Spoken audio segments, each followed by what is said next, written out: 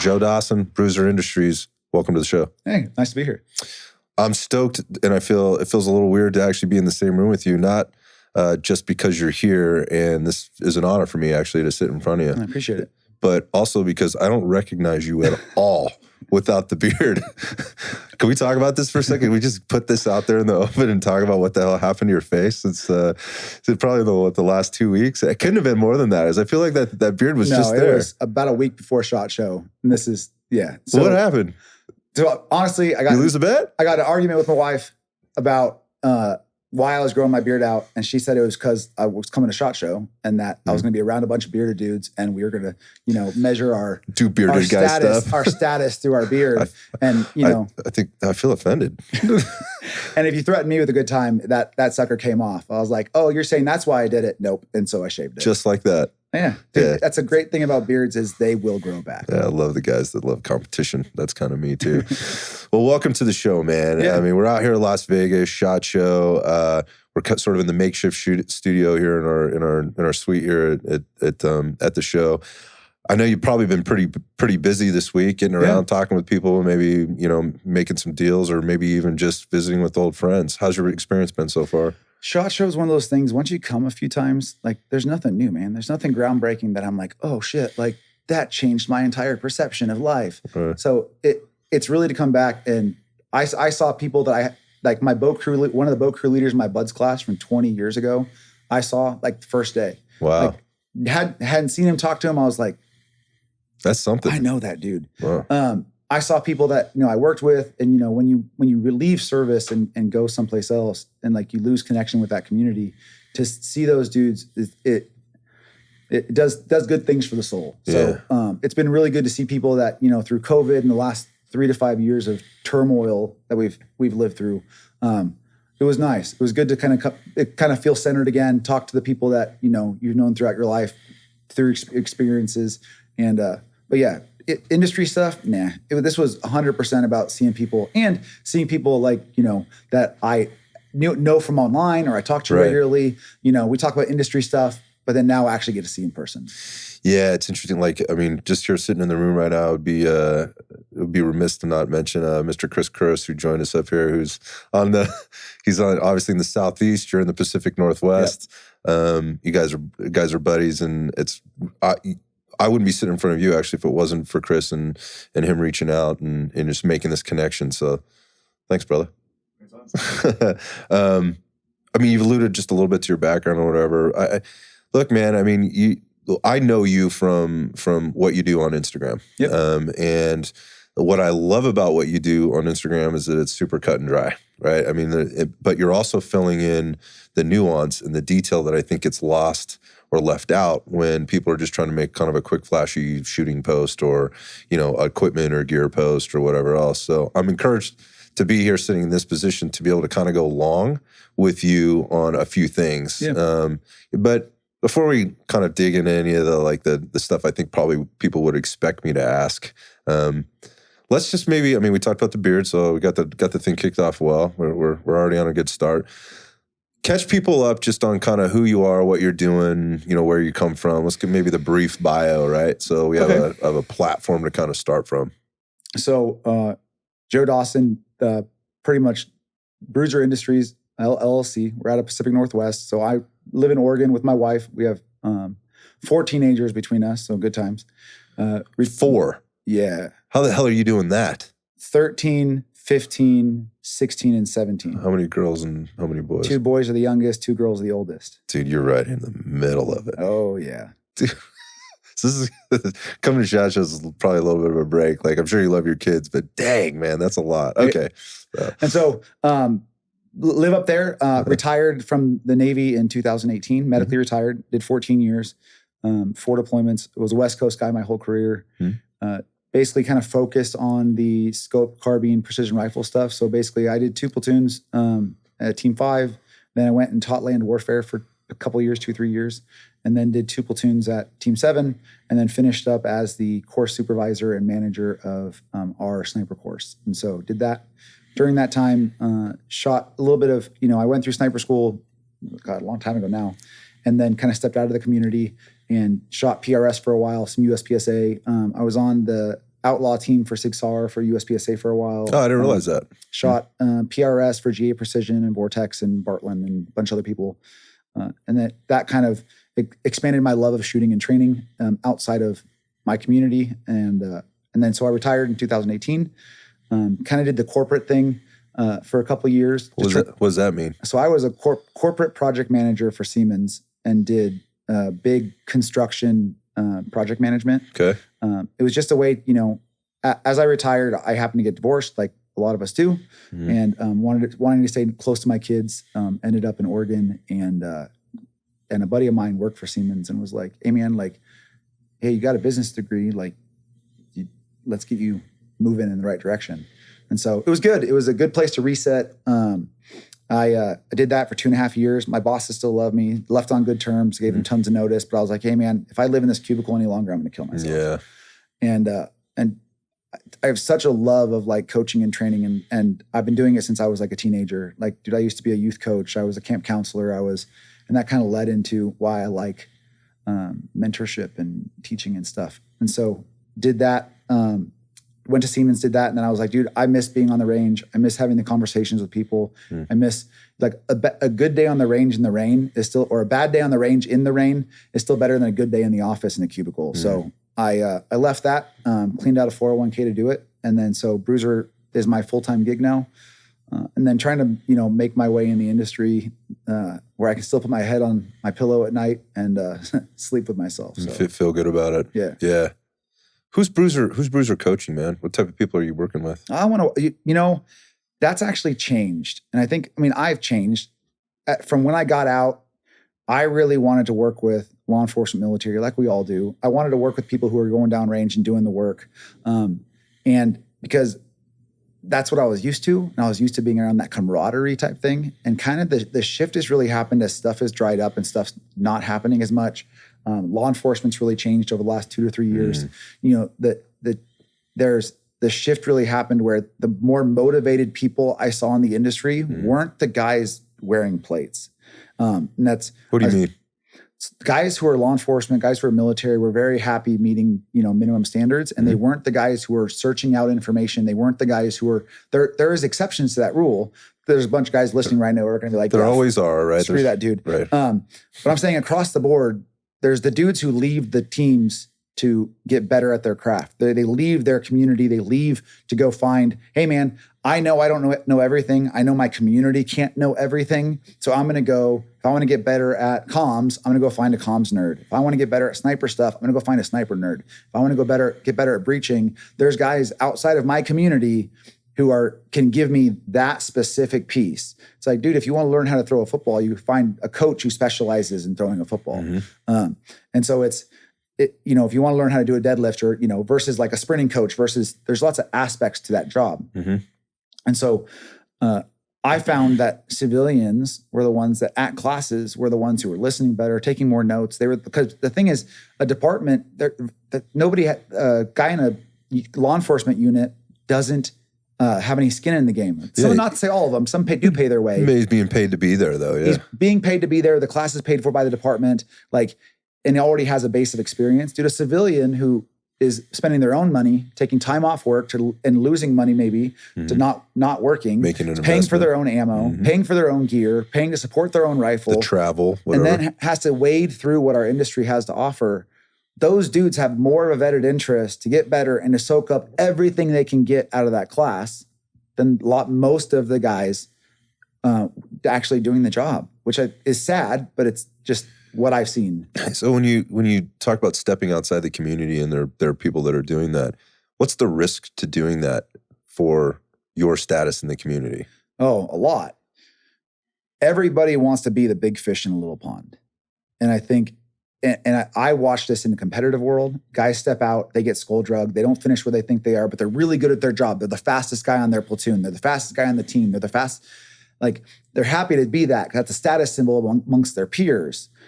Then when you step out and all of a sudden you're not as fast as you thought you were, you either have to humble down and go hey man, somebody is better than me and has something to offer, or go back to that little pond where I can be big fish again and I don't have to accept that, I am somehow, inferior to other people or however you want to explain it. So that takes a lot. And like my personality type, I went out and that happened to me. I left sniper school. I went out to PRS and my first match just got crushed. But I was looking at all these dudes, like guys who were farmers. And I'm like, dude, how are these people skull drugging me? Like a 15-year-old girl beat me. And I was like, at the time, I was like, that's humbling as fuck, I bet. Yeah, I just left sniper school. I went through 3 months of shooting and I was like, and I just got crushed. And so I went, what is this magic? And I, you have to swallow hard, put that bio back in the back pocket and just go, you guys know something I don't know. Please teach me. And when I did that, it was amazing. They were happy to do it. Yeah, the giving, they're like, yeah, I'm glad you asked. Like, let's talk about it versus gatekeeping any of it. Or versus, the puffing the chest and going like, oh, it's only a one-way range. It's almost like, dude, metal's metal, metal to meat, trigger squeeze is trigger squeeze. Like putting a bullet where you want it to go is the same. It doesn't matter what you do, how you get there, or what how you clear the room. Yeah. Doesn't matter. In the sniper world, dude, understanding the platform and putting a bullet where you want it is tactic irrelevant. And so I was like, hey, you guys are shooting smaller targets farther away and faster than I am. How do I do that? And it helped. And so my knowledge base is based off of people who had no tactical backgrounds, had no high-speed things to hang their hat on, but just, took in this young, 23-year-old SEAL at the time and was like, hey man, let me show you some stuff. And I was like, and I soaked it up and then tried to bring it back to my community. And within the community, then you're bringing in new stuff that we don't teach. And there's a lot of apprehension. You're talking about being a sniper school instructor now. Well, no, even just in the platoons. Okay. So I ended up being I was like a platoon lead sniper, troop lead sniper, and then team lead sniper, and then took over the course. And that actually wasn't like, I didn't go to the course to take it over. How does that work? Is that part of the process for people? Like you're going to have to put in your time if you graduate the school? So you go through sniper school and then you have a qual. And then basically, you kind of have this like seashore rotation. So you do a certain number of deployments and then they go, hey man, you should probably take a step back and go to a schoolhouse. Recharge the batteries. Which never works out that way. Try to unwreck the relationship that's been wrecked while you've been gone. Well, what's funny is you still end up gone. So like our sniper school's in Indiana and I was living in San Diego. Yeah. Okay. Thus divorce. And so it was, I went to schoolhouse, did a couple deployments. Then I did a couple more deployments and then I made chief and I was up for shore billet again. And I didn't want to go back as a E7 because I knew I wouldn't run the course. Okay. And I was like, I don't want to go where I'm going to go back to the guys teaching the course are probably doing 10-year-old stuff like they were when I left the course. And I was like, and I'm not going to be able to make any change. And I know I'm going to piss a bunch of people off. I was like, it's not the right fit. And one of the master chiefs, when I was getting detailed, was like, that's funny because you've been one of a lead sniper now for 6 years or 8 years. Like, that's exactly where you're going. That's exactly why you're going there? And I was like, son of a bitch. And so I went and what happened was I happened to go at the same time as a master chief who, thank God, he was an old sniper, but knew it. He was just a super humble dude and one of my good friends now. We both came in at the same time. We both sat down, kind of felt each other out. And he was like, hey, you obviously like this stuff more than and are more relevant than I am. So he's like, let's do this together. I was like, absolutely. And he gave me a lot of freedom to kind of help and get people's awareness. So time out for a second. How do you do that? Like, how do you start to change the paradigm or start to change the thought process? So what does that actually look like in this very controlled? So it's funny. My degree is actually in organizational change. Yeah. So in the how they structure change within an organization, basically there's lots of different methods you do. And the one that when I came into a platoon after I started shooting matches and I, finished a deployment, had started shooting matches, went into another deployment and started kind of melding with the other snipers and stuff. Like there was a lot of like, oh, Joe thinks he knows everything. Joe, know it all, whatever. Just because I was trying to get us to like buy tripods and stuff that I had been using in competition and like we just didn't have. And the other snipers were really, like some of them were very apprehensive. And I was like, dude, this isn't information that I made up. Like I just went out and I'm trying to bring it back. Right. And so, by the way, these are farmers and farmers' daughters that could smoke you. 100%. Yeah. But the excuses come out and getting outside of their comfort zone, like within our community in front of other people that are also Trident wearers or whatever else, it's just a big deal. And so there was a lot of apprehension because it was only coming from a sole source. So fast forward, and because I already had felt that kind of agitation at the platoon level. And eventually, as I took over a platoon and then was an LPO, and I had snipers I was in charge of other snipers, then what I did, I kind of changed this and also brought other people in so that the guys who I learned from then came in and helped me train them. And so they got to hear the same things I was saying from other people. So it's being validated. And then it was like, it's being validated. Exactly. Mm-hmm. And so when I took over the course, I could already kind of sense some of the agitation, like, oh, here comes this hot to trot E7. And so instead of saying anything, I was like, okay, hey, you, one of these really established E6s, you're going to go watch the ODA course. You're going to go to the MARSOC course. And you two guys are going to come with me to a PRS match. Okay. I didn't have to say anything. And then all of them came back and they were like, oh man, they're doing all this stuff and they're doing all this stuff. And we went to this PRS match and all these people are shooting really, really tight. I was like, crazy. So it's like kind of more organic at that point. Like they're coming up with the answers on their own. So you don't even have to ask the questions. Organizational change, like you take that middle management and you get buy-in from them and then they disseminate it down to everybody else. And so that's what I was trying to do.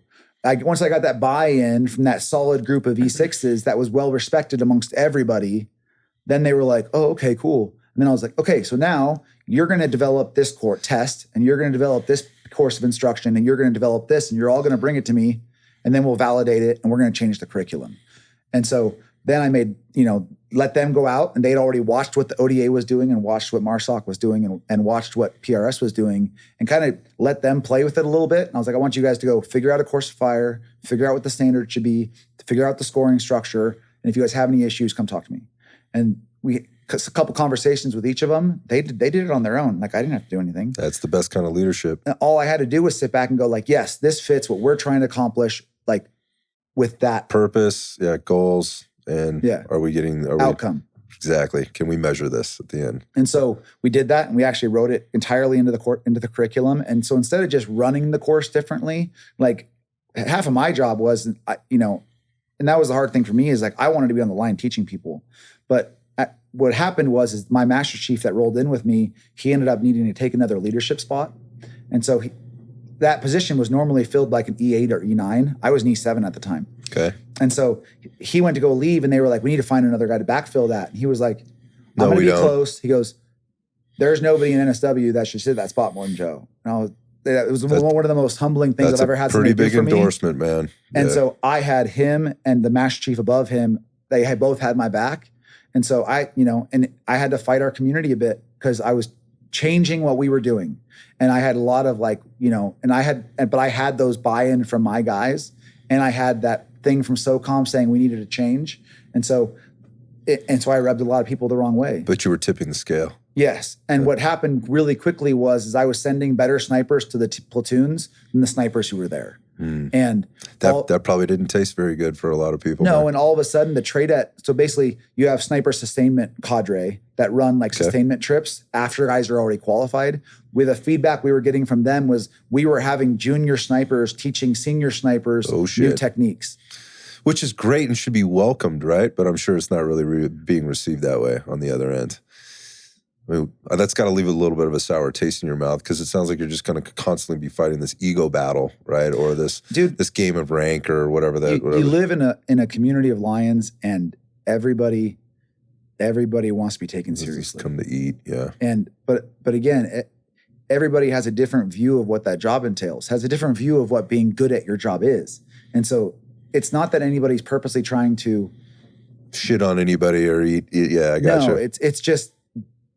They have a different view than you do. And I subjectively go like, well, I think those views are fucked up. But in turn, you could have somebody else sitting here and they'd be saying like, yeah, but Joe thought he fucking knew everything and he came in and shook everything up. But that isn't what you were saying. Yeah. And I was like, yeah, just because it worked for us for a long time doesn't mean that we shouldn't continually progress. Mm-hmm. And the cliche term of you're the smartest dude in the room, you're in the wrong room. Yep. Like, we should be looking to how can we be more lethal? How can we be more effective at our job? How can we dude, our job is warfare, period. That's what our job is. Like there's nothing else that we're made for. That's what our job is. And so even if we're not at war, how can we be better at war? I'm not a marketing director. I'm not a contractor. I'm a paid gunfighter. Like, and so how do I be better at gunfighting?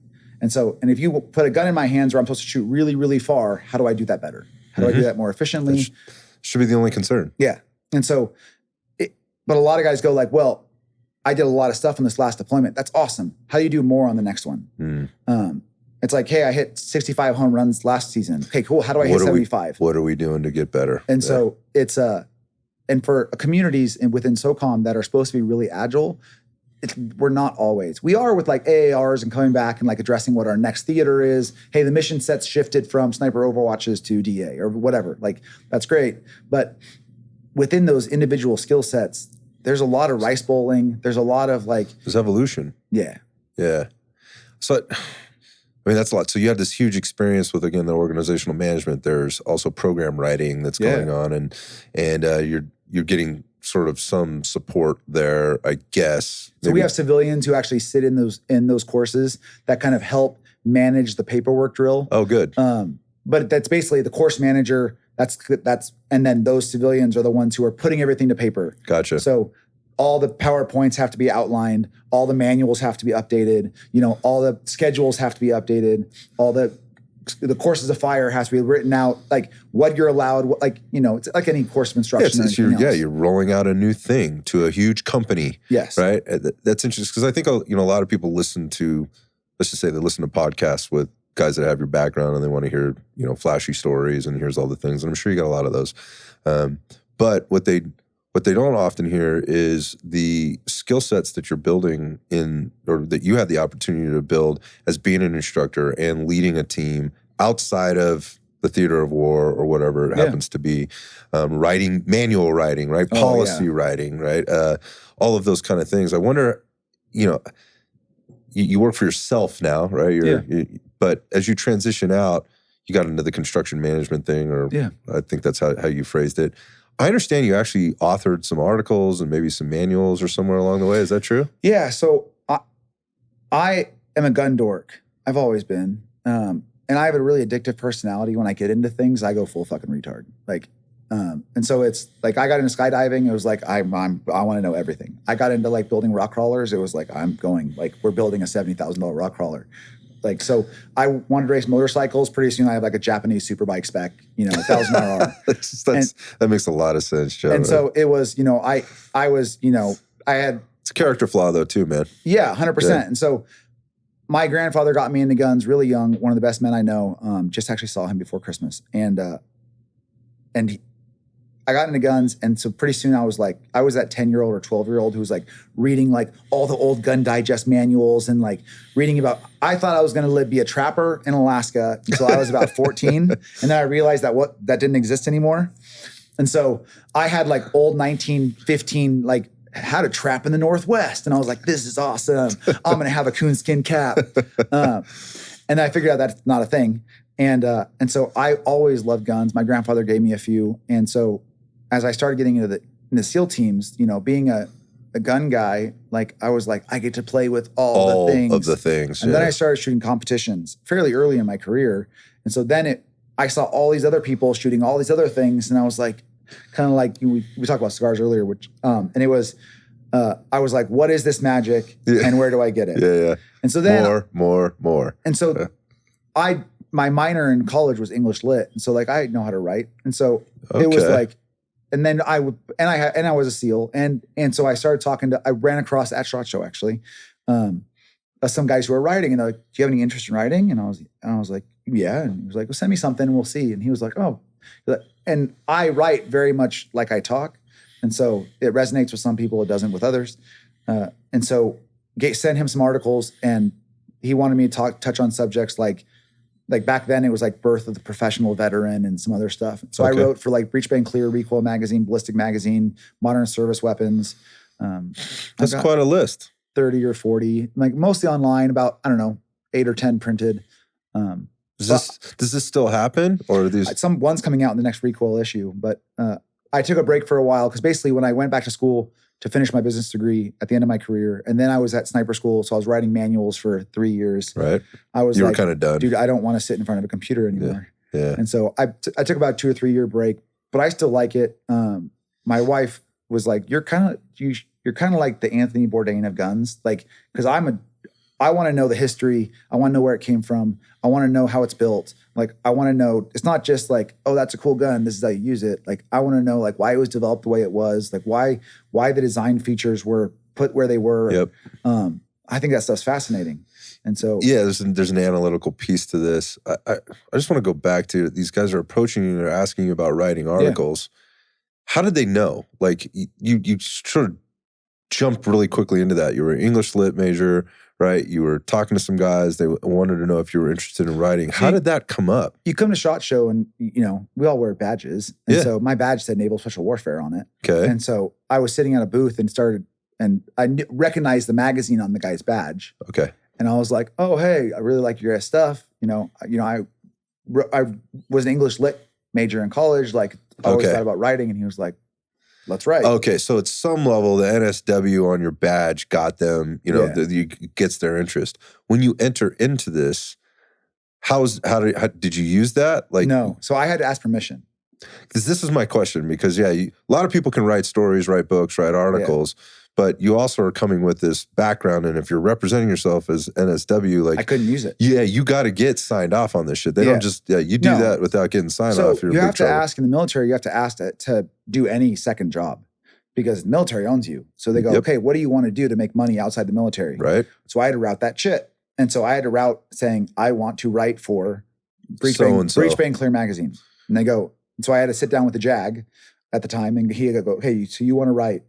What do you want to write? I said, gear reviews, gun reviews. He goes, whatever. He goes, well, besides being a SEAL, what makes you qualified to write these articles? I said, well, I shoot PRS, I shoot USPSA, I shoot multi-gun. I'm a law enforcement firearms instructor. I took the FBI course out of LA. I have other things in my bio other than being a SEAL. And he was like, so you can do this without saying you're a SEAL? I said, yes. There's lots of guys who have no bios who write magazine articles. And he's like, and you're only going to write gun reviews and whatever. I said, I have no interest in writing memoirs, operas, screenplays, I don't care. I have no interest whatsoever. And he's like, approved. And so, and then he shook my hand and thanked me for asking permission. Is this, because I'm sure most people are maybe caught in the process, like somewhere, and they're like, wait, what the fuck? And they're being hemmed up somewhere, like, wait, you wrote this and you didn't ask our permission? I'm sure that was... There's probably not as much hemming up as there probably should be. Yeah, you may be right about that. Were you able to write it under your own name? Mm-hmm. You were, so Joe Dawson was... my bio just had nothing about DOD. Got it. Which I think is interesting, because here's my take on this, or just kind of my perspective on this when I came into this industry, is how many people, the first thing you would see would be their bio. Would be, when I say their bio, I mean their resume about all the things they'd done in other countries for so many years, and all the people they know, and the names they drop, the people they work with, and the titles that stood near. There's an abbreviation and an acronym for everything in the military. I can't keep up, and you didn't do that from the writing position for 12 years. And I understand. And this is what's also interesting, is that you don't do that even to this day. Like, there is no hanging on that background, on that. I try not to. Yeah. And I find that to be rather, well, maybe unique isn't the right term, because maybe I just haven't heard of the other guys for the reasons I'm stating, that are out there doing great things in the business, and having opinions and writing talking about some pretty technical stuff, and doing it from the position that you're coming from, which is like, I'm coming at you because I know this stuff and I have this other background, but you don't hang on the community that you came from background. Yeah. Now, I think we have to talk about that, because, or we had to talk about that to provide context to kind of where this is going as you move into the PRS stuff and kind of what you're doing with Bruiser. Because what I hear you talking about is something that I can understand and I can comprehend. But it's also like, when you think about the audience that you're talking to, not you specifically, but as somebody that's providing information, there's all these different levels that are coming into it, and they all have certain questions, and they're coming from certain backgrounds and certain knowledge levels. And I'll be the first to tell you, I'm no expert on anything when it comes to firearms. The only thing I'm an expert on is that I'm not an expert in any of it. But I also like to be talked to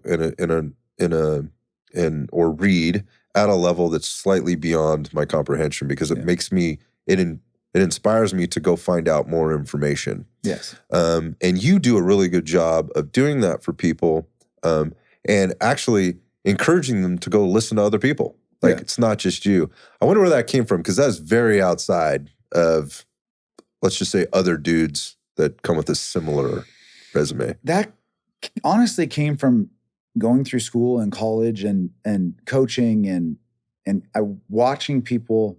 You know, you have 18 people in a room or 14 players on a field or whatever. And it's like somebody might explain something and you might reach 11 of them, but you miss 3 and it goes right over their head, because the way we apply information, the way you, like, I'm a verbal processor. I have to talk through things. I want to walk through it. Some people can watch something and understand it. Some people can just listen to you explain it and understand it.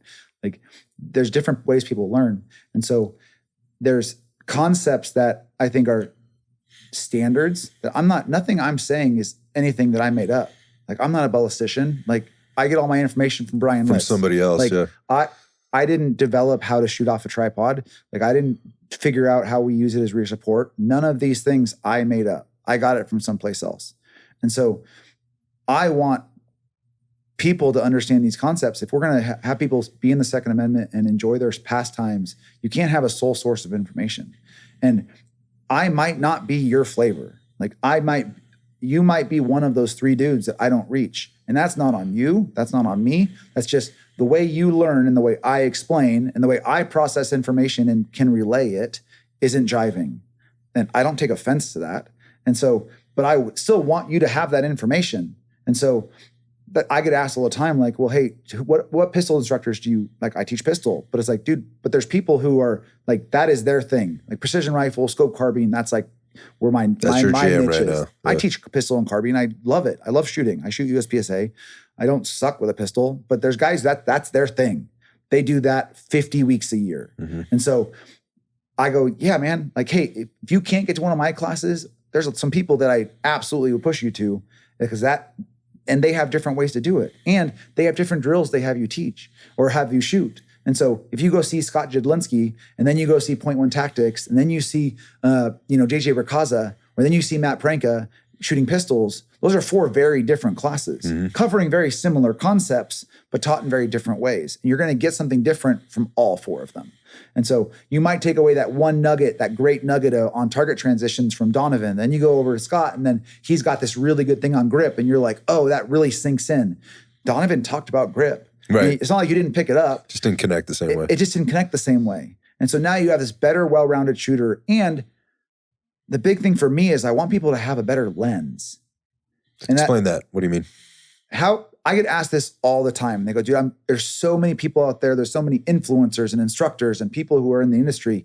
How do you determine the value of people's information? So I think that's the question everybody is trying to answer, right? And so I tell people, it's like, at some level, I might be friends with some people, I might not. Who am I? You might find me on Instagram, and the next day you're like, well, who's this Bruiser dude, and why should I listen to him? And it's like, I can give you, 8 or 10 people that I think I would get value from, that I like how they relay information. And if I'm your style on some things, you might find value in these types of people, because that's who I resonate with. Yeah.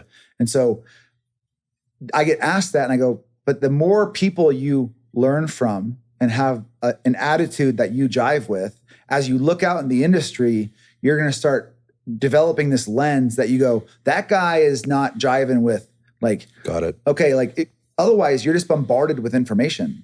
And so that's all it is. It's information overload. It's an information just getting dump. blasted with it. Once you start to understand the concepts a little bit, and you understand how people are relaying information, and then those guys who are like, I was super high speed and I can't tell you about it because, I'd have to kill you and all these things. But then you go hang out with somebody who is at CAG for 27 years, was super laid back, didn't talk about anything, or it's top secret, whatever. You're like, dude, this guy was tier 1 through the whole war. He did one of the work, most like chill dudes I've ever met. Like, then why is this dude talking like he's Jason Bourne? Because the regular public doesn't differentiate that, what you just said. And so it's a lens. So, and that lens is sometimes only developed through trial and error. And so if you came to me and came to me for every class I offer, and you've never been to anybody else, like, it's the same thing with equipment. If I'm all you've ever seen, you have no idea if I'm good or not. No idea, because I'm your sample size one of one. Right. And so, and maybe you did have a great time, but then you go learn from somebody else, and and maybe you go like, oh yeah, Joe now really was good. Or maybe it's like, oh dude, like I learned what Joe taught me in 2 days in like 1 hour with this guy. And that's okay. Maybe that's how it is. But I want a more informed consumer. Like, because that makes our entire industry better, and it pushes us all to be better. And, you know, if somebody goes and sees Chris and then comes and sees me, and then Chris gets feedback like, oh dude, like Joe taught it way better than you. Like, knowing him, like that's one of those things that he should be like, oh, I got to really tighten my stuff up. Or let me call Joe right now and find out what he's doing, because he's this 100%. Right. And what I think also is I think it should push instructors to stay students. This is the coach's coach. So talking is what I hear you saying right now. And this is, again, I'm going to sound like a broken record to people who listen to the show, but this is a distinct privilege that I have to be able to sit down with, you know, as a coach in a different industry that recognizes really good coaches in a different industry. Yeah. And there's a coach's coach perspective. Like, this is a guy that gets it, right? He understands there's different learning styles, there's different learning models. You've even gone as far as being able to write instruction manuals, right? In some level, but also maybe opinion, you know, with regard to your reviews and so forth. And you're able to connect with a user at a different level. And you're not trying to own all of that information as if you are the last stop to whatever. And we've seen companies out there in the industry that have made a lot of money, like teaching their curriculum, right? And then there's a level 1, then there's a level 2, and then we have all the things. We do all the stuff from pistol to rifle to medical to comms to whatever else. And then you get blasted if you've started inside that community and then step outside that community to do something different or take it from some. And they are not open to criticism. They are not open to any kind of self-reflection outside of what's happening in their own echo chamber, which is very limited, you know, in terms of making change to and evolving, you know, to be better. It just doesn't seem to happen. And again, like the earlier entry consumer, let's say the early adopter to a particular thing or whatever's happening is going on, is getting a very skewed view or a very skewed perspective of what is available to them and how to do it well. Like, and what I mean by that is like how to continue to get this information, what's available to you. I wonder what drives you crazy the most about that, like from being a coach and seeing all that happen in the industry. It is a speed bump. It's a absolute wall to growth. I think limiting reach and the ability to gain information from multiple sources is an absolute stop to growth and progression. Like, and that we've gotten this argument with tactical shooter versus competition shooter versus like, well, he's on a staged one-way range and he's shooting paper targets and it doesn't apply here. And again, metal to metal, metal to meat. It's what applies across. It's like, you know, 2 circles and they overlap, but they overlap. You can't look at the entirety of it. You have to look at what we're trying to apply. Like shooting techniques, target transitions, you know, whatever. It's like if we put you guys up, it's way easier to teach a competition shooter some of the nuances of our job than teach a lot of operators the nuances of theirs, because there's tens of thousands of hundreds of thousands of reps that have gone in to hone that skill. Whereas tactics and stuff, a lot of it's not tens of thousands of reps. It's a lot of that is big overarching concepts that we apply to multiple tasks on the job, out there. And so I did a video once on Instagram because that argument was coming up. And I said, here's the deal, man. You got to realize as a tactical shooter, here's our pie. It's called our job. And there's 100 pieces to this pie. And every one of those pieces is diving, MAROPS, shooting, comms, demo, free fall. Like there's all these pieces that we have to understand. And I said, so the competition shooter has one fucking pie. One piece of the pie, right? Yeah. But that's their whole pie. That's their pie. Yeah. And so they don't know any of this other stuff. And so it doesn't make them better than you. It just makes them a more of an expert or a resource of information for that piece. Mm-hmm. And so our job is to take all those skill sets and put that into accomplishing tasks that are given to us to be accomplished, whatever missions we're told to do, whatever. And so that gives us a really big toolbox. Those people have none of our tools. in that pie, in our pie, but the ones that they have, they're really, really, really sharp. And so it's that's where I think, guys who go like, hey, you only have to learn from me. Like, dude, you haven't chosen your piece of pie to be really good at yet. And even if you did, and that's your pie chart, dude, the example I've given somebody is like, somebody might make a great cheeseburger. Yeah, dude, I love the cheese. I love In-N-Out. In-N-Out's, I actually don't like them that much. But anyways, somebody's going to be lighting me on fire on the comments. I love In-N-Out. So have you ever had Five Guys? No. Have you ever had this? No. Have you ever had this? No. Then how do you know that's the best thing ever? Right. And it's like, so learn from people, get out of your comfort zone. And maybe it might be that like, well, I know I don't like that. Okay, that's fine. It's developing that lens. And maybe it might be an expensive lesson to learn. I spent $600 to figure out that guy doesn't know what he's talking about. Yeah, so that right there is interesting. And I'm interested in your, it's not interesting, it's very real. And I want to hear your take on this, but I want to go back to the post you just mentioned, because that was actually the very first post I'd ever caught on you was that pie chart. And it resonated. And there was a couple of things going back to learning models and how people learn and how they take in information. The fact that you took the time to draw that. I remember you're sitting in front of your safe, maybe in an office somewhere, and it's on a piece, maybe it's the back of a Target. It was a whiteboard. Yeah, and so it was just your handwriting. You just drew this. It wasn't complicated. It wasn't overcomplicated. That caught my attention, and it made perfect sense, and I was able to absorb that information. And so, obviously, the message was strong, right? It was very, very specific, but just how you presented it was, and I mean visually presented it, was important. I probably would not have stopped had I not seen that. So that was how I learned from that post. Like this makes a lot of sense, right? And it put into context for me a lot of things that I've been struggling with. So now I'm better as a result. So thanks for that. But now the question really is how do you get somebody that's new and entering into this market or the genre of, firearms, they're picking this up for the first time or they want to start taking some classes and they don't want to make the $600 mistake. Is there an answer for this, or is like, nope, you got to make a few mistakes before you're really everybody's going to make mistakes. The big thing I tell people is you have to figure out your why.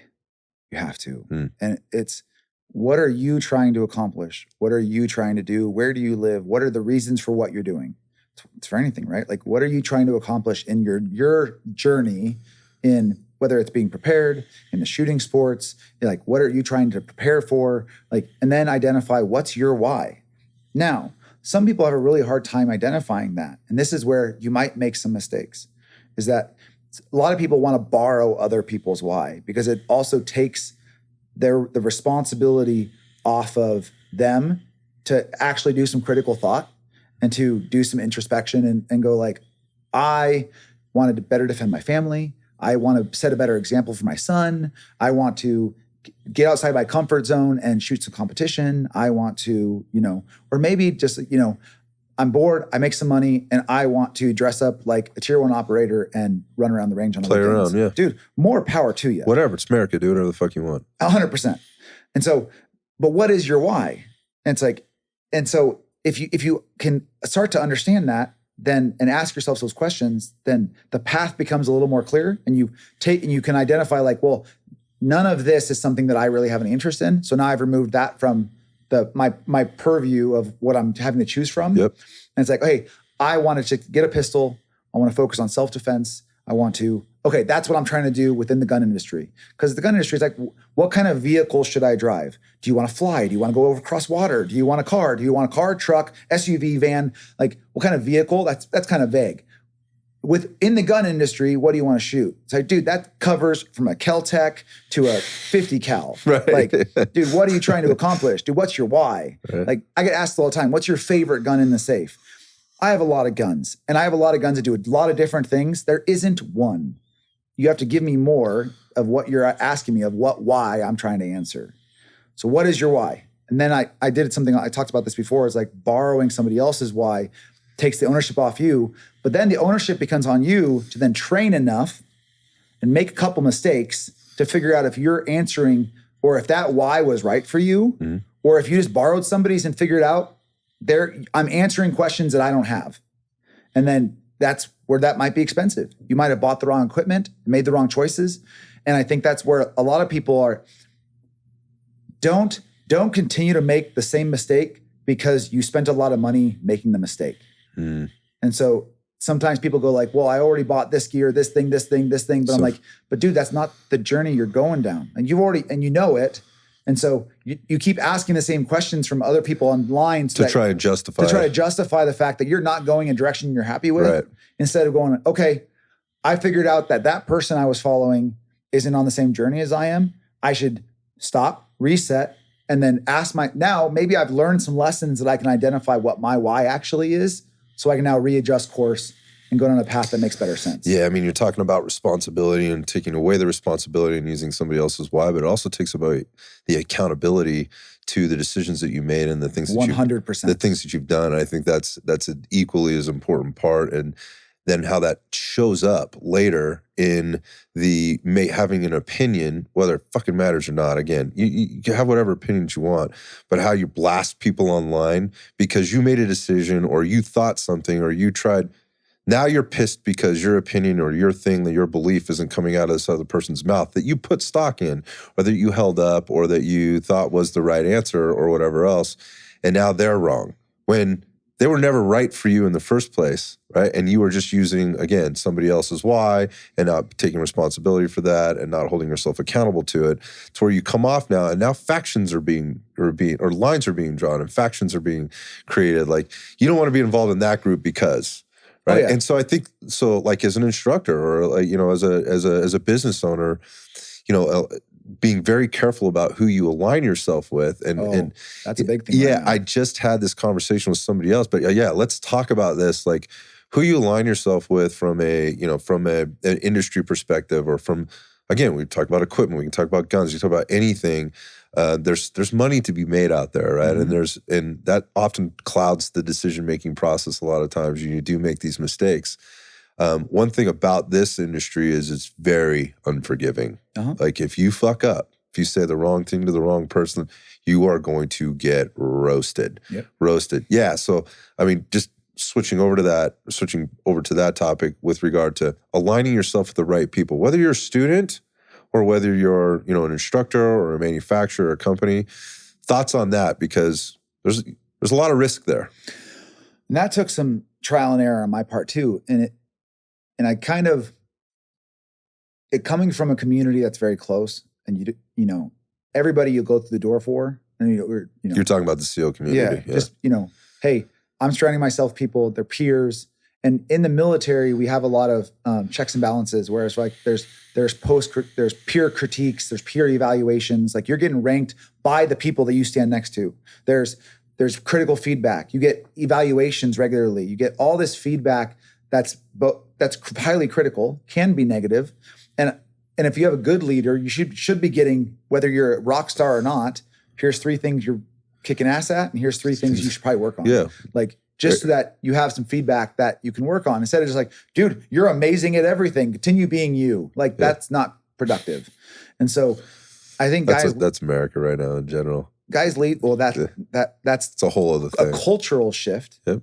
Is that we could shift over into something like social media. We shift over into something like, Instagram and Twitter and Facebook and whatever, especially as an instructor, and especially as somebody in this industry, is that you then get this elevated status of your opinion and what you want. And everybody thinks they have it because we have an Instagram, right? You have an Instagram, you have followers. It's like, dude, your mom, your aunt, your best friend's cousin and whatever, like, dude, nobody wants to see your gun review or whatever. Like, everybody has to kind of surround themselves with people that are going to hold them accountable. Mm-hmm. And even if you do, then gain experience and you're putting stuff out and you have to surround yourself with people that continue that are there to see you grow, not there to benefit from your growth. Oh, that's really, that's powerful. And so I want to see you get better. And Chris and I talked about this earlier, and I was like, at the same time, he teaches, I teach. We spent the last 4 days surrounded by other instructors and other people who want the same students. So they're basically trying to sell the same product I am in the same industry. Mm-hmm. And I have friends of mine who teach the same classes I do. but the thing is, you have to realize in a country of 340 million people, whatever the current US population is, like I will never reach everybody. If I taught every day for the rest of my life, I will never reach everybody in this country who wants to take a precision rifle class ever. Is that the goal? No. So there you have it. I'm just saying, but I want those people to take that class. Yeah, gotcha. I want those people to enjoy the Second Amendment. I want those people to get better at what they're doing. And I want those people to have the information. And so why not surround yourself with people that are equally or goal-minded or have the same goals as you? And there's enough for everybody to eat. And so if you surround yourself with people that are also going to challenge you, you can bounce ideas off of you know, I talk to people all the time where I'm like, hey, I'm about to put this video up. Can you watch it? Like, dude, am I off base? Like, are you weird? Well, because you watch these people who surround themselves with yes men. And I watch some videos. I'm like, how did that video make it past everybody you surround yourself with before it hit Instagram? You got no, you really don't have friends. Roasted. You don't have and friends. You have a production manager. You have people who videoed you. Like there was 4 or 5 people who watched that video before it posted, and nobody was like, "Hey, man, like you might want to record that again." Like you're coming across a little like that wasn't a podcast. That wasn't live. Like you edited that. Right. And now that's out. It takes time to get up. Yeah. And so I'm like, and you thought that was a great thing to post. Like that, dude, your buddies aren't doing you any favors. And so, and that should be pushing you to growth. Like, I think the term, like if you're the smartest dude in the room, man, you're in the wrong room. Right. Like if you're not surrounding yourself with people who push you and like, you're not getting on the range of people who you have to like put in some work to run with. You're on the wrong range. Yeah, you're on the wrong range. And so I think that is critical to, but some people want to just be the big fish in a little pond. They want to be the fastest person in the room. They very much like being there. But they don't realize their growth stopped the second there was nobody around them that could compete. Yeah, so I wonder, like for you, because you do a really good job of putting yourself out there and being very honest, and how do you handle, or what would you coach the coach out there to handle the criticism? Because you're going to fuck up, right? You're going to make a mistake that maybe you don't have that team that's looking out for you, right? And you haven't really realized that yet, and you put it out there. How do you coach them? What advice do you have for them in terms of managing themselves in the face of criticism? The thing is, so I'll tell a couple stories of of my fuck ups. My first platoon, we're at Mid-South. We're doing some room clearances stuff. Dude, I'm just a new guy just trying to get through the house, trying to do my job exactly as I'm supposed to. Like, this is our first CQB block. We've got 2 troops clearing anyways. And the rule was not to shoot on the re-clear. Like, we'd clear all the targets down, like, and at the end of the run, you cleared back through the house and everything was the same. They're driving on you. Dude, you go off safe, you go through the kill house, and you re-clear back out to your insert point. And so one of the TRADET guys had forgotten to take a target down. And so you were actually going off safe. You were putting your finger on the trigger. You're doing all these things to do clearance. And then I bust out the house and there's a target there. And I am in full, like, we're re-clearing. Is this live fire? Because you don't download. And it's in a kill house. And so I pump out, punch that gun out. And I didn't even think about it. Like, it's automatic. There was a target there with a gun in its hand. I saw a target. We had just done a whole clearance. It was my first platoon. I was just like, your vision just goes, shh.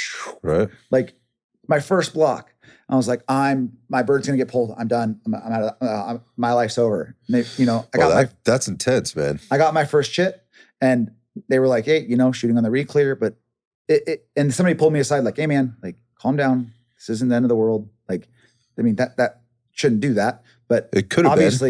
Obviously, for somebody. There shouldn't have been a target there. Like, that was dropped. There were things. And that was the way we were told. Like, you go hard the same way, you go off safe the same way. You're you weren't wrong, but you were wrong. Yeah. Yes. And so lesson learned. And so I fucked up. And so and I got held accountable by my peers.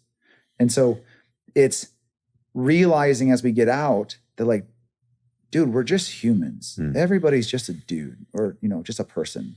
And it's like, that's because you got out and you have 300,000 followers. You have 1 million subscribers on YouTube. Dude, you're just a dude. Dude, if I stab you, you're going to bleed. Just like me. Like, and so I think some guys forget that and they start to actually drink their own Kool-Aid. They really enjoy that elevated position up on that pedestal of living that bigger than life persona. It's like, dude, I've got teenagers. Like, I'm trying to be the best dad I can. I fuck it up plenty of times. Like, I'm married. Like, my wife gets mad at me. I'm just a dude, man. Like, I speed and get tickets. Like, just a dude. And so moving forward in this industry and teaching, that's a really long way to segue into this. Moving into teaching, it's like when you're on the range, man, everybody started someplace.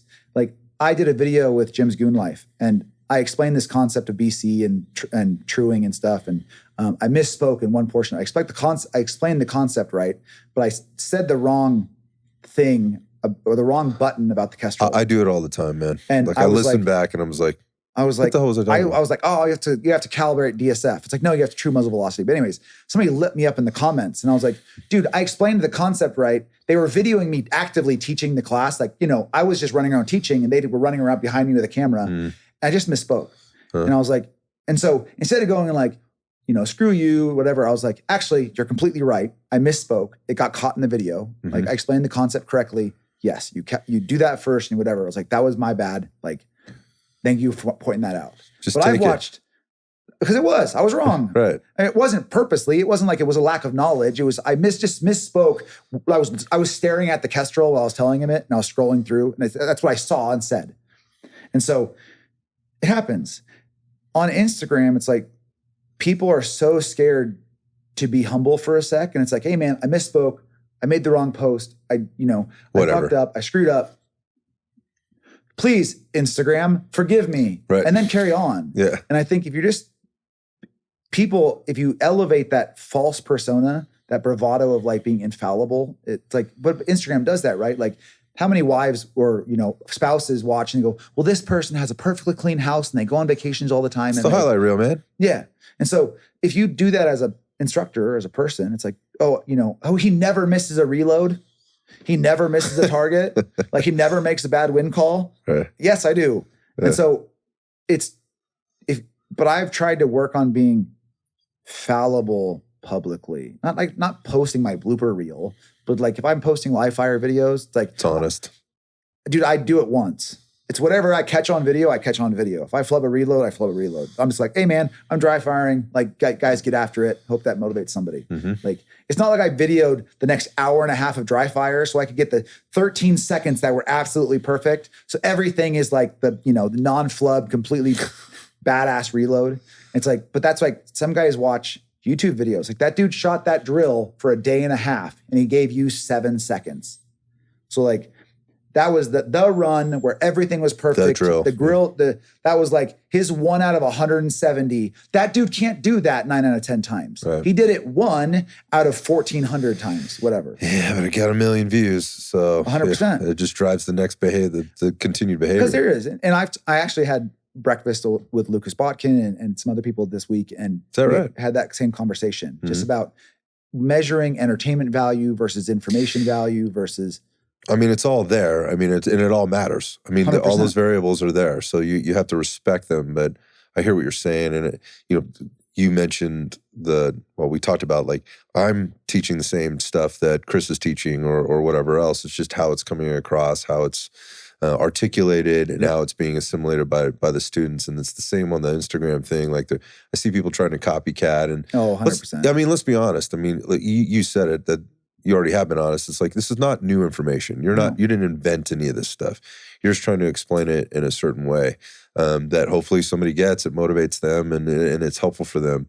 And I think, we talked about this a little off air, maybe we could kind of expand on it. And that is, in terms of being infallible, or, the critics that are out there, oftentimes we see you answering, or I see you answering similar questions, like repetitive. It seems repetitive. Like you're like, we're covering the same kind of material. And I think it could be misconstrued that you're doing that because it got so many views on this time, and you got to drive this many views on this next one, and that's what's driving it. Can we talk about that a little bit? Like, just about, how you approach answering questions and how you've positioned yourself on social media, because it's a thing. I mean, it drives a lot of what you do. So I made the decision really early, having written for a long time. I was writing long before Instagram was a thing, that I wanted to be me, because you don't have to work very hard to be yourself. It's funny how hard you have to work to be bigger than you are. And so when somebody, saw me at a match or met me in person or whatever, like, it was the same person I was online. It was the same person I was. There's no difference. Like, I don't have a teleprompter in front when I do Instagram videos. It's me just talking. So if I'm explaining it to you in person, it's probably gonna be pretty similar to how I talk to my phone. It's propped up on my desk.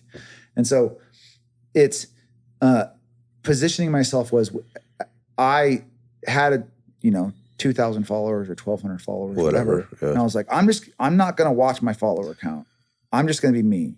And, I knew enough people in the industry, and I'm just going to, if people align with me or I cross paths with people, and I just was like, I want to associate and interact with people that are driven in similar ways and that want similar things out of the industry. And if that happens and I get whatever I get, awesome. If I don't, more power to you. Right. I'm going in for the long game. I'm not going for the, skyrocket. And then 2 years later, you can't find me anywhere. Smart play.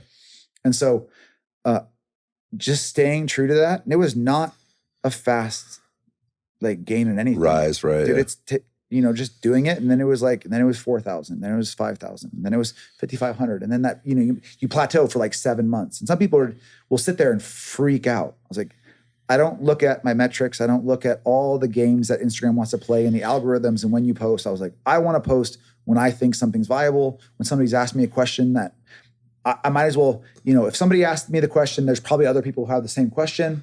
So I'll put it out there. Mm-hmm. And so I've been doing that. And then you start making the connections with people who feed off of your message that might have bigger followings than you do. Right. And I've been blessed to cross paths with people like Jim's Goon Life. And, and then I crossed paths with Lucas, who shared a bunch of my stuff. And the kid has an enormous following. It's crazy, right? And so, and that wasn't a strategic play. That wasn't anything. It just happened organically through, just people liking the information I was putting out and sharing it. Because it started that way. Yeah. And you've remained that way. And so, and then I started, I met guys like Clark Shooter, who's the marketing guy for Tier 1 Concealed. Okay. Makes holsters. He was a young kid. He just genuinely liked to shoot. And so I was like, hey man, I really like your content. If I can ever help you out, let me know. This is, I like that he wasn't trying to be more than he was. Super humble guy. And we've since become friends. And I was just reaching out and going hey, I love that you're a young guy pushing people to get into something I really enjoy. You're not overselling it. You're being very genuine. And he was getting a big following at the time. And I was like, keep doing that. And I said, and I appreciate it. And so we've maintained friends. And so I just tried to do the same thing that I appreciated from him. And without hashtagging every special operations hashtag known to man. And then also while I do that, it's a hard line to how much do you post old work pictures? How much do you talk about a past life that you're not doing anymore? Versus people just not knowing that the context of the information and what I'm putting out. Yeah. Yeah. It's going to be a little bit tough.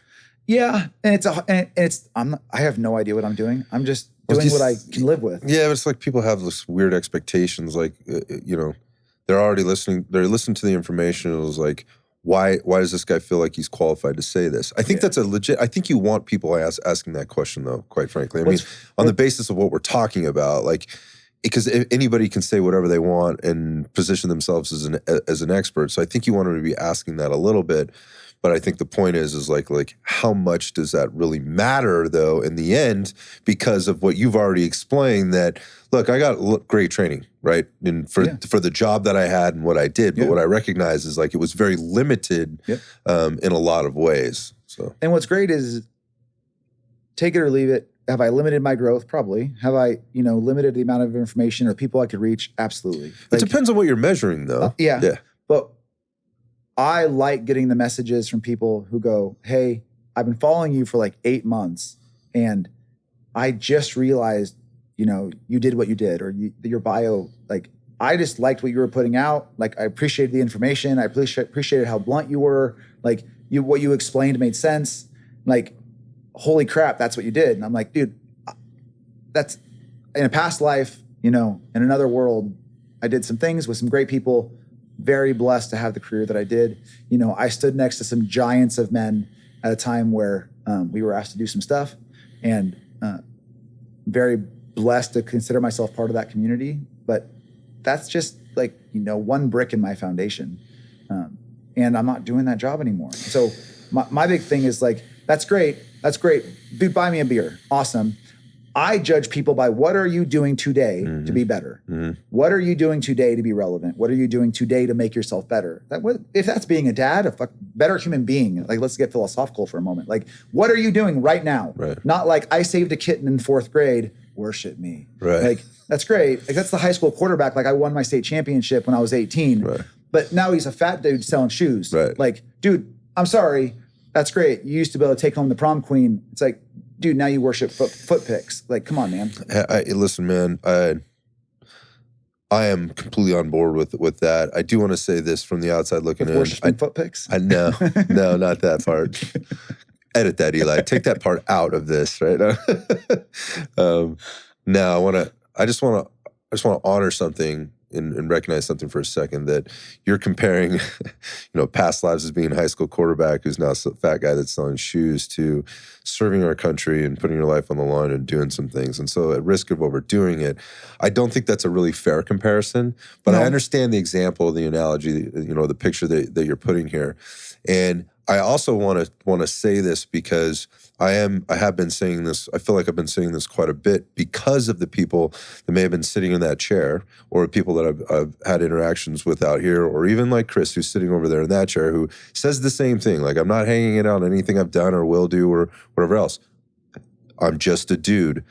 But at the same time, like it because I feel myself repeating it now, maybe I need to take a step back and listening to this conversation and go, look, man, I don't think, and I don't hear you doing this, but there's not honoring that, right? Or not. And I have a follow on then after. I think that's not okay. And I might not be articulating this very well, but I think it's important that, because there is a huge population of people 100% in this country that have done that job. And to feel like, and I don't know if you feel like you have to do this or, you know, or whatever, to feel like you have to sit back and go, thanks, but that was a past life and whatever else. It's really not that important. It's just a thing. I that's almost a common thread that I hear with guys that have come from this community. And I feel like maybe I'm starting to have a little bit of a problem with it, not like in a negative way or like a fuck you kind of way. It's just like it's like, how did we get to that? Like, how did we get to that? And I think I know the answer, but go ahead. The Navy SEAL Trident is the biggest insignia in the U.S. military. It's giant and gold. And the story goes that they asked for it because at the time, nobody wanted an insignia. They were like, we don't need an insignia. And they're like, well, you need an insignia. And they're like, fine. They're never going to approve this. They approved it. That's the story of how we got the Trident. And I'm sure there's more to it, and some old frogman's going to light me up and send me a big email explaining it. But I used to tell people when I was teaching buds that here's the deal, man. You guys sign up to be here. You guys want to be part of this fraternity. It's a fraternity. It's called the teams. There's lots of us out here. You're trying to sign up to where guys are already doing the job. They've done the job. We've been doing the job since World War II. Like we were made into the teams by Kennedy in Vietnam. That's a big freaking weight on your chest. It's big and shiny. And you will never own that bird. Mm-hmm. You won't. It's not your brand. It's not your label. It's not your insignia. It's of a community that you belong to. You don't own that. Like you own, they put it on your chest because you earned the ability to stand next to giants of men and put that on your chest. All you have the option to do is polish or tarnish it. That's it. That's all you can do. It's never yours. The only guys who own that bird are the guys who died wearing it on their chest. They died doing the job. Those are the guys who own that bird. And so, no, I take heavy offense to guys who sell that after they leave the community as a brand. Mm-hmm. It's not yours. I lost lots of friends overseas that no longer can benefit off of it. Mm-hmm. They don't get the money from your book or your movie or your screenplay or any of those things. So that's why I work so hard to not ride that coattail.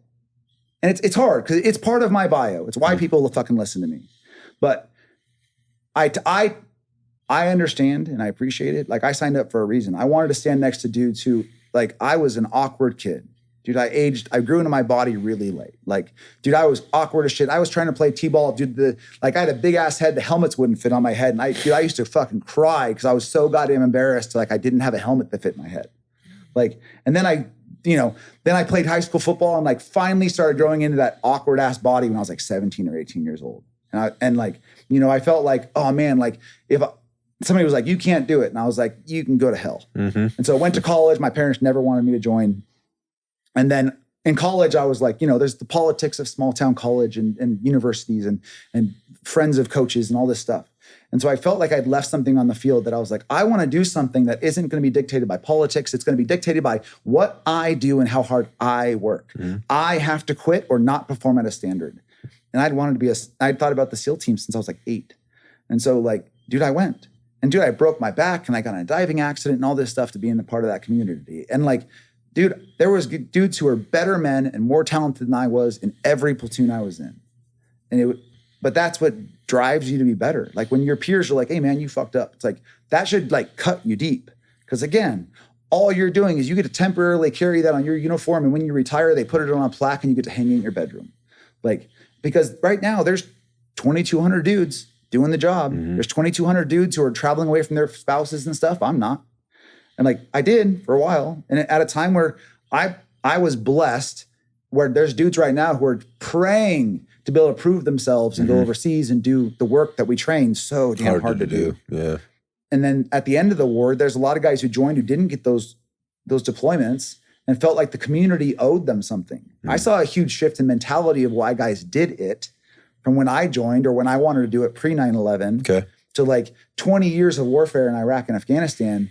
And the book deals, it was marketed to them. And so now they go, well, hey, I'm owed, the Fox News specials.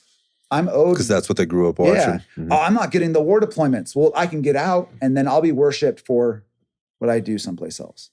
I don't want to be worshiped for what I did, man. Like, and I lost buddies. Dude, I've got dates tattooed on my back from when helicopters have crashed and friends of mine have died, and they died overseas. And they died wearing a insignia that I take very seriously. Yeah, I think you just answered the question and validated what I think I already knew. That it doesn't take very many to tarnish it. And so maybe it's a protective mechanism as to, not want to do that or be known specifically or just for that. But I hear you. And I think what it's done though is it's made people very cautious at, again, if you're looking at me, like just average Joe citizen, very cautious now because I'm hyper aware of people that do tell stories and write books and things like that.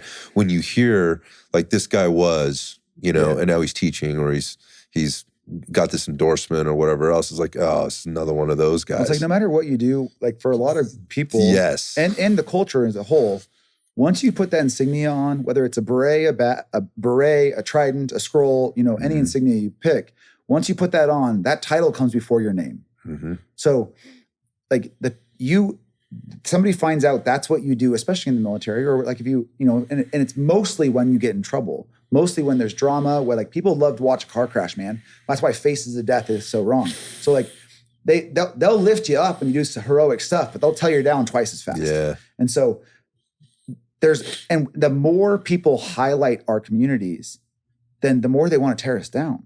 And so it's just you're propping you up on that pedestal even higher and higher. You got more to fall. The silent professional, the quiet professional, like let the guys do the work the country asks of us without, and make it be, make your movie, but you don't have to then list like where the team guy bar is, where let the dudes, let our culture be ours and not make it like some big list where everybody can know what we're doing or like, track us down. Like let us have our brotherhood out of public spotlight.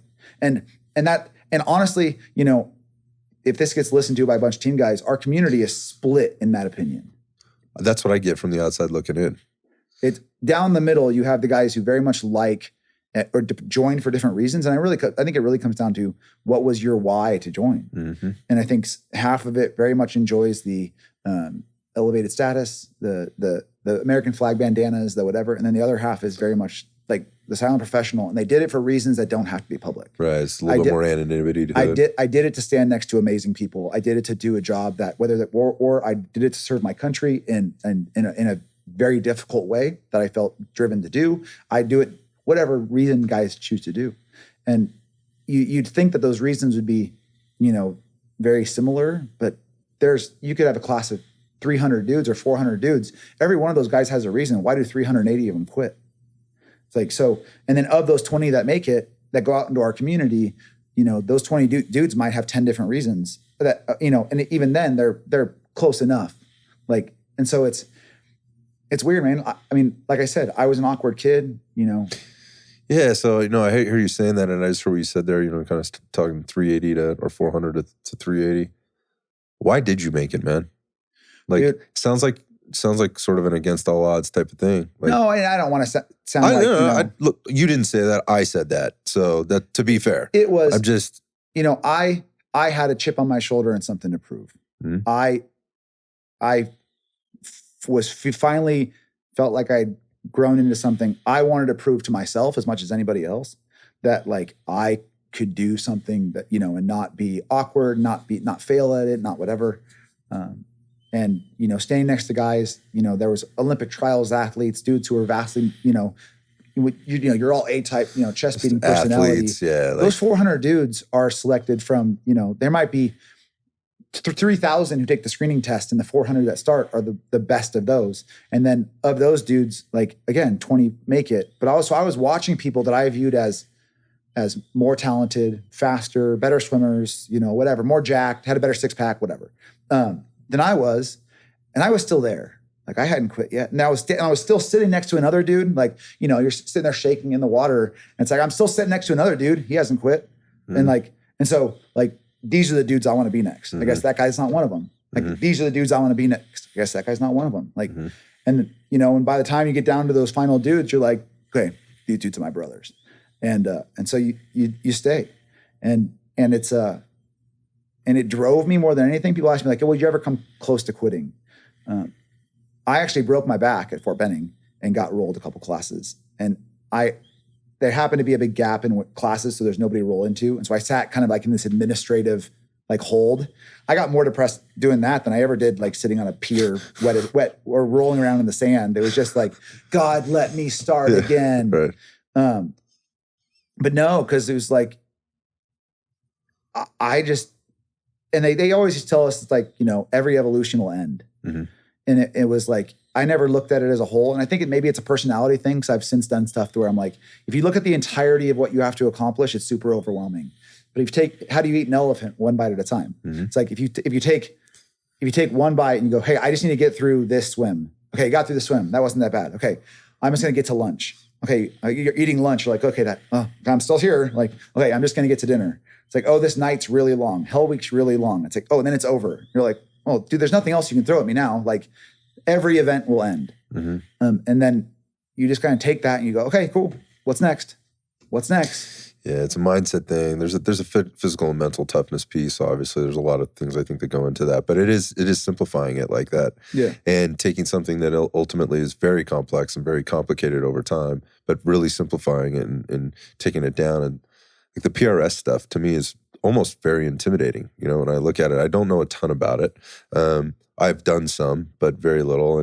And you if you decide to go take classes or go do stuff, in that realm, that is a much different type of shooting, much different type of, I think, cerebral process than going out on the pistol range and learning pistol. Oh yeah, 100%. Learning pistol. I wonder, like, because that's I said this, earlier, it's like that's the PRS stuff is your jam. You spend a lot of time doing that. You do the pistol stuff too. But like for the users out there like me that are listening, what do they need to know before they get into that? Like you mentioned the why, and I get that. So for me right now, it's not, and you also mentioned it, sometimes it's not very well developed. I could liken this to like the fitness business. People like, I need to join the gym and I need to lose weight. Okay, cool. That's a great goal. Why? Why is that important for you? Because that's going to ultimately drive decision-making and mindset and behavior change and all that other stuff. What do people like me need to know, like coming into that, like making a decision to go take PRS? Because for right now, to me, first off, I love the idea of this, the cerebralness behind it and really having to work through a process. You do that on the pistol range too. You do that with the carbine, as well, but like on the shorter ranges. But I look at it and I'm like, this just looks like a really cool skill. It's a very cool skill to learn. It's definitely a math and problem solving drill more than it is a physical skill. Okay. So that's why you need to know that. One of the best precision rifle shooters in the country right now is a 15-year-old girl. And it's not a physical thing. She shoots a big, heavy rifle, but she's one of the best in the country. It's a mental thing, and it's a problem-solving thing. Because it's not a time-based scoring event. It's reading environmentals. It's making corrections. It's making sure that your dope's right. I have to shoot off of this really unstable thing and try to make a really stable shot on a really small target far away. And if I miss, I have to be able to see where I missed and make a correction and or move to another position and do the exact same thing, rinse and repeat. That through all the variables. It's kind of like, golf without the crazy pants. And you carry a big stick that shoots really far. It is. It's like, hey, I'm trying to solve this problem. I'm trying to get to the green. I've got, hey, you have to hit these 4 targets in 60 seconds off this ladder, and you only can use X, Y, or Z. Okay, go. It's like, well, the distances are this. Well, what happens when you miss? What happens when you're not stable? How do you stabilize the gun so your reticle isn't, bouncing all over the place? It's a problem-solving thing of maybe this person did it, but they're taller than you, they're shorter than you, their gun's heavier than you, it sits on the barricade better. Like how they're doing it might not work for you. It's like, oh, the wind picked up, it fell off. Like there's environmental factors that have to come into play. It's a huge puzzle that you have to solve under time at one given. Okay, you ready? You understand the course of fire? Here you go. Go. And then you're graded. And then over 2 days, it's added up and it has a competitive nature to it, a problem-solving nature. It's not as physical. It's not. It's much more cerebral. It's much more math-based. It's much more your ability to kind of solve problems and build structure. And there are some physical aspects of it. I mean, you have to move a rifle in and out of ports and around barricades and stuff. But the fitness and speed of running around a USPSA match or a multi-gun match is much more physical. Yeah, but what I hear you saying is basically the same way you approach buds. It's like one little piece at a time and understanding I got to get to lunch. And then when I get to lunch, I got to figure out how I'm going to get to dinner. And so it's the same process every time though. Well, yeah, it's like all these things have to happen for you to get through that stage. Dude, my dope has to be good. My wing calls have to be good. My position has to be stable. Like I have to make the right corrections, adjust my dope, and do it all under stress. It's like, that's the same thing with buds. It's like, and the thing is, a lot of guys quit because they've never failed before. Mm-hmm. I was just going to say this. So this is this is a pass fail. Yeah. Like there's no in between. There's no feel good. It's not like horseshoes, right? You're shooting against yourself. Yeah. You're only going to shoot as fast as you can shoot. Right. And so you're not shooting they have some shoot offs every once in a while, but like the event is individually scored and there's nobody shooting at the same time as you. Like you're not racing somebody on the next rock to shoot and then the winner goes on. Right. It's like it's individually scored. And so I focus that on like, I'm only going to shoot as fast as I can shoot. Like, it doesn't matter if somebody came up and shot before me. Like what is that impact does that have on me at all? None. Like of course I want to clean the whole stage. I want to shoot it and get all my points, but I have to do my job to get that first. Yeah. It's like running the 4 mile, if there's somebody who was an all-American runner from Arizona and I played, defensive end at junior college, like, dude, I'm sorry. I'm a big dude. That guy's a runner. I can only run as hard as I can run. Yeah, that guy's a gazelle and he's 165 pounds. Mm-hmm. And so I just went, all I can do is the best that I can do. And if that's not good enough, then then I can live with that. Mm-hmm. But nobody else is going to dictate that. And the competition to pass, the competition to win, the competition to make it through buds, the competition to succeed is myself. Because at the end of the day, I'm the only one who has any effect on that. Nobody else does. Yeah, I think the way you explain it sounds so simple, right? But to be getting inside the mindset and understanding and not having ever lost anything before, or quite frankly, ever had to compete anymore, or ever been given the honest feedback of whether it's the ting or where that shot placement is on the target, or that you suck. You're just not as good as you think. I used to tell people, I said, long range shooting is really, really easy. I can give you the 100% keys to doing it in 3 steps. I said, have perfect dope, have perfect wind, apply all your fundamentals. You'll hit 100% of your shots. So easy. Yeah, it's 3 things. So easy. I mean, I think that's a good way to look at it, just in terms of applying it to life. And I see the precision rifle stuff as a really good lesson, like a life lesson, to have to really be able. You mentioned golf. It is a little bit like you have to get outside of your own head. You really have to think about things. It's not something you just show up and do. Like, I can play golf, right? I don't play golf well, right? In order to do that, I got to get lots of reps, and I have to go through these processes and get outside of my own head, because as soon as something else sneaks in there, or I'm not accounting for something, like, obviously bad things can happen. You made a good point. So, getting out of your comfort zone. I get asked all the time, like, hey, I want to start PRS. What do I need to start? I go, dude, a rifle, a sling, a bipod, a rear bag, and a ballistic cap, or a scope. A rifle with a scope, sling, bipod, rear bag, and a ballistic cap. Like, that's it, man. Like, go shoot a match. They go, well, what caliber? Do I need a 6BR? Do I need a 6 Creed? Do I need a this? Do I need a this? Like, dude, 308 with a detachable mag, go shoot a match. And they go, but I won't be competitive. I said, dude, you're just starting. I'm going to tell you a secret, man. You're not going to be competitive. Yeah. Like, here's the truth. Go and learn. Like, right. I haven't shot a match in 4 years. Through working at Siemens and doing all these things, I haven't shot a match. I used to be fairly adept at matches. I finished okay. Like, I haven't shot a match in 4 years. I'm going back and shooting a match this year with a 308.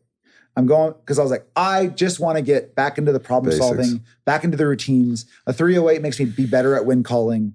Like, I will be a better shooter at the end of the season, because I'm only going to shoot as good as I can shoot.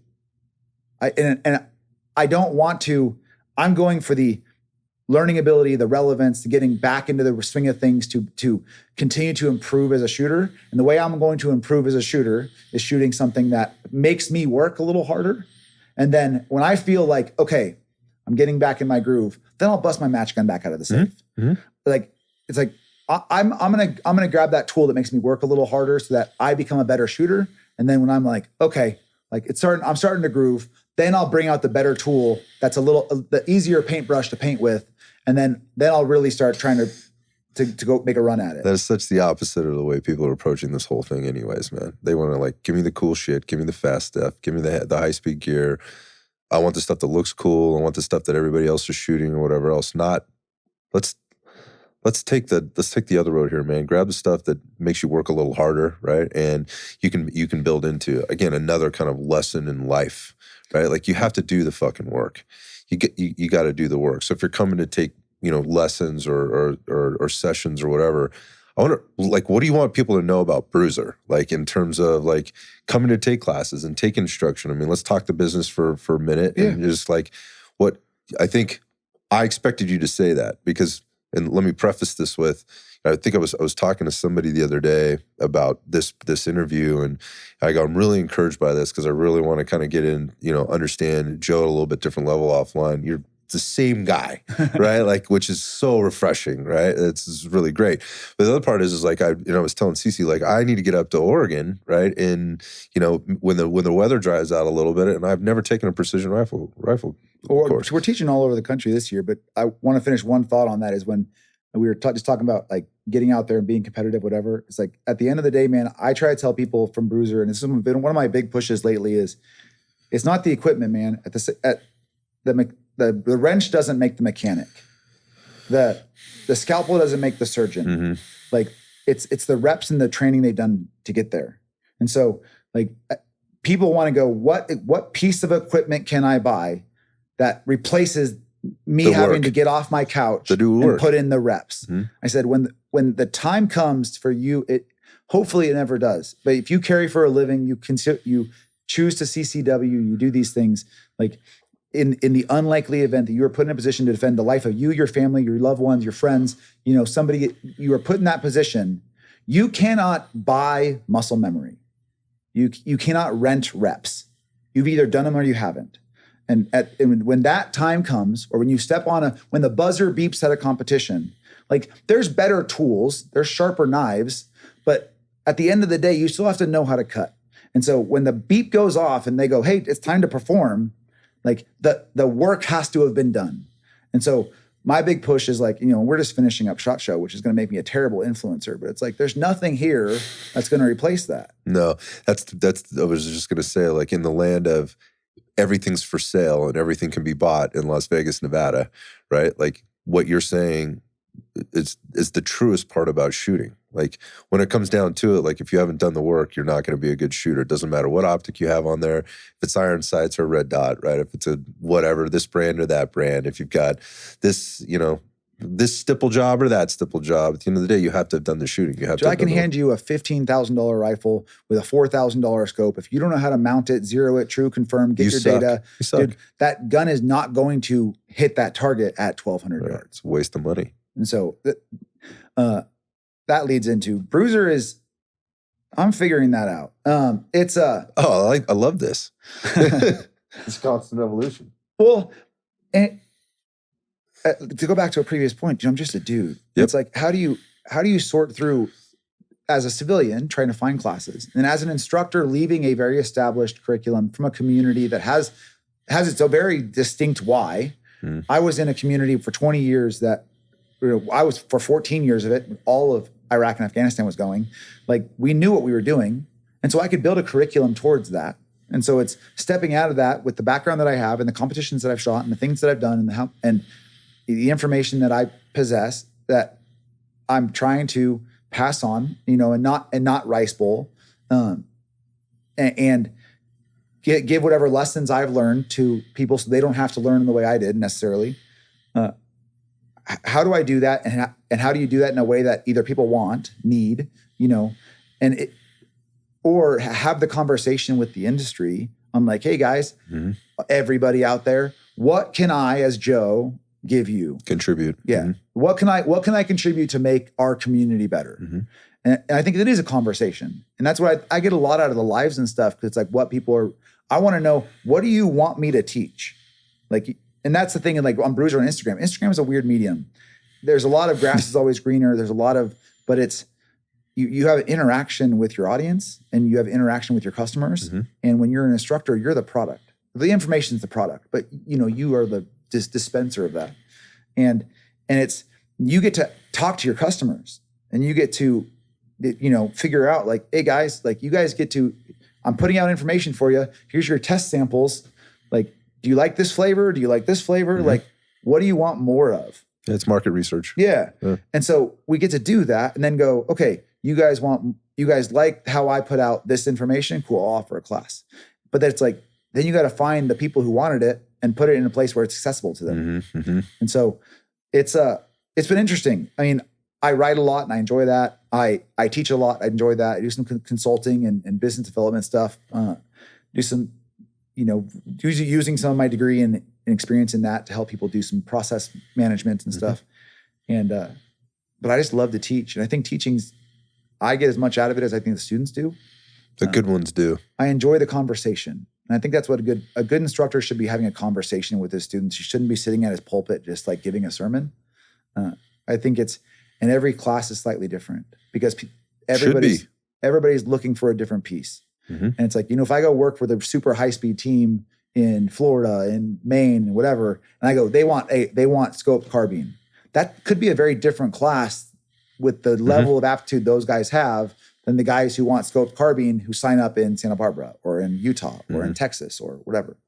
And so you have a curriculum, you have checkpoints you want to hit to get to the end, but some you might not spend as much time on, some you might spend more. Some this team really wants to dive down and focus on tripod or hey, we really just got this brand new pistol and we've never ran red dots before. I mean, that's a big thing. I mean, there's lots of law enforcement agencies going to red dots. Yep. And so it's like, they don't want a pistol class, they want a red dot class. They want, what is different and how do I now go from this platform to this platform? And how do I walk out of here right now and make that effective? Those guys know how to shoot. Right. I'm not saying you can't give them something. I'm saying like, but they're asking, what's different between these two things? So it's not a pistol class, it's a red dot class. I'm telling you what the difference is.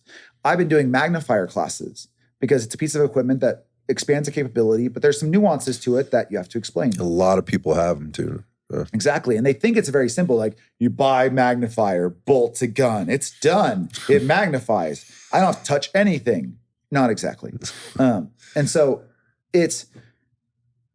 I watch a lot of guys make this mistake because the industry will tell you they want everything from you. Mm-hmm. And so if it's you're one dude, if you're three dudes, if you're a group, if you have 4 instructors, how many classes are you going to teach and how good are you going to be if you spread yourself too thin? It's not scalable, man. And so I went after a certain point. Again, I shot USPSA. I was never a GM.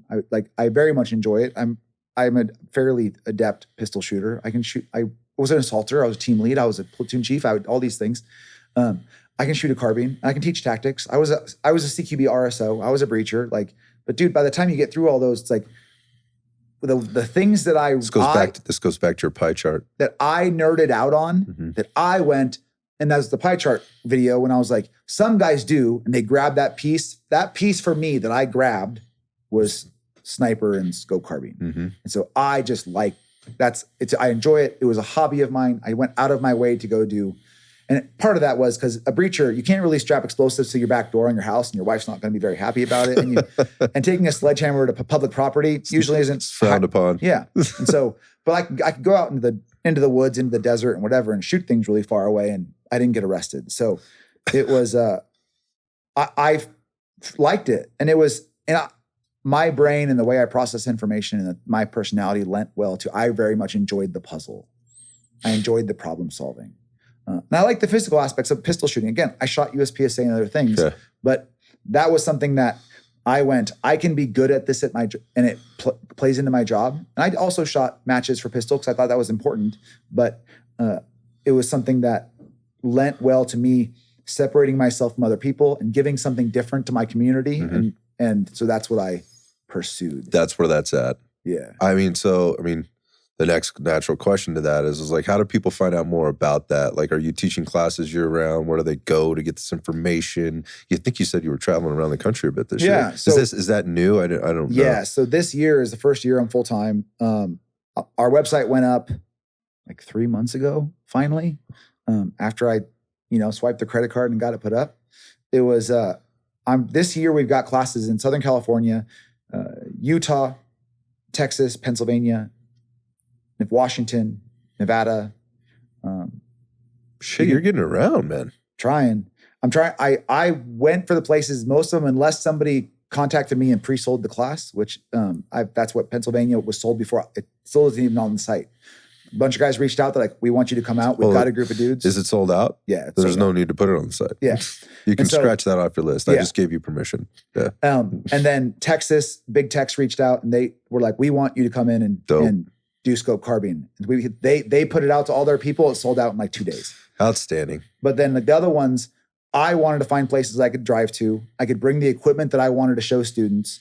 And it was something that got my investment into the course down so that my goal is I don't want to cancel any classes this year. It's my first year of business, man. Like, you're not going to start a company and have sold out in 3 hours every class you put up.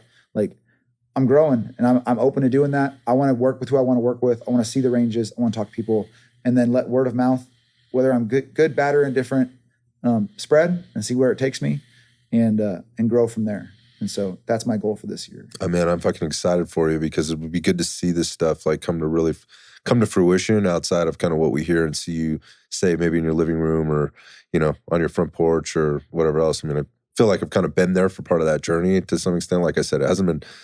I caught that post. Whenever that one came up was one that really, really drew me in. This last year has been huge growth as far as like reach for me. And it's interesting. I'm not somebody who likes the spotlight. And my wife and I battle about this a lot because our social media is such an interesting animal. And we could do a whole podcast talking about it. We could, yeah. And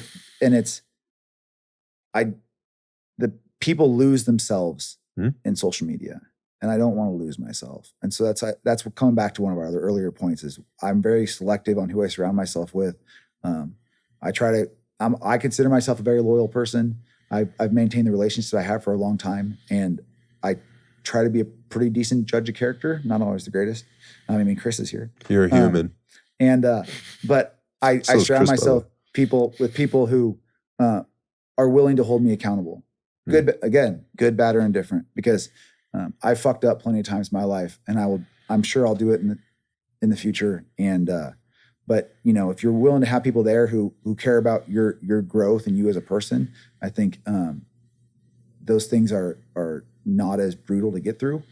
And hopefully in the end you come out on top and you move forward, you know, better and more successful because of it. Yeah, man, I guess that's it. I mean, I'm encouraged to see that happen. I feel very privileged to, like I said, be here. I'm privileged in general, but I'm privileged to be here kind of early in the journey. You know, it's early in the next chapter, if I will, of this journey for you. We'll see where it takes us. And I mean that wholeheartedly, honestly. You know, like I've sort of already verbally outside committed to, like, I got to come up and take class wherever it is. Not knowing now that you're going to be sort of all over, that just expands potential opportunities for me. And, you know, I think, you know, kind of the things you're saying will resonate with people, because I think what they're looking for, more people are becoming aware of now, is looking for this integrity in this may sound a little cheesy, but integrity in the instructor as well as the curriculum, like, and not just seeing the flashy video or hearing the soundbite or, you know, the hot take or whatever else, but they're now becoming educated, and it's to where they are, I think, more, I guess, aware of when they hear stories like this and they hear you say where you're coming from, or whether that's on, you know, a podcast or social media or wherever else, they're recognizing again, it may sound a little cheesy, the real ones, right? Versus the people that are out there with a very specific agenda, which is to grow their business versus grow themselves and enjoy that growth process and invite people into it versus pay for it, if that makes sense. Yeah. You know, it's one of those things where, dude, we're only on this planet for so long. Mm-hmm. Mm-hmm. And you can bury yourself in a coffin full of money, but you're not going to have much to spend it on. Yeah, man. And I've made mistakes and traveled all over the world and loved, lost, all these things, you know, not to be super philosophical. I want to spend my time doing what I want to do, mm-hmm. and what I get value out of. And I get value out of working with motivated people and having a conversation where everybody is growing. And I think that's something that, if I can do that and put food on my table, and whether I make a little bit of money, a lot of money, as long as I can pay the bills and continue to do that, I'll consider myself a very wealthy man. No, there's the why right there. Yeah. Like I said, man, I appreciate you taking time out of the day. I mean, it's Vegas. It's a lot going on. I'm sure you're giving a lot of energy to a lot of other people. Well, this is the end of my SHOT Show, and it's been fun to wrap it up with you. So. Yeah, man. I appreciate that. I really am grateful for this time. And I'm certain other people will be to hear the story maybe in a little bit of a different way. Again, not every podcast is the same. No. You've been on lots of them, right? You've told lots of stories, but hopefully they get something different from this, or it resonates with that person that's heard the story a couple times in a different way, or heard somebody else's story. I don't know. Dude, I mean, at the end of the day, you know, I like to tell people, it's like, dude, like I said, it's all I can be is me, and you know, take it, love me, hate me, whatever you want to do. But, you know, I go to bed knowing that that I was genuinely as much myself as I could be. And if I'm successful at doing that, and you know, people that I'm around, I respect and love and appreciate, then I guess you can't be that terrible. That's a win. Yeah, that's a win for sure. Thanks, brother. Appreciate it, man.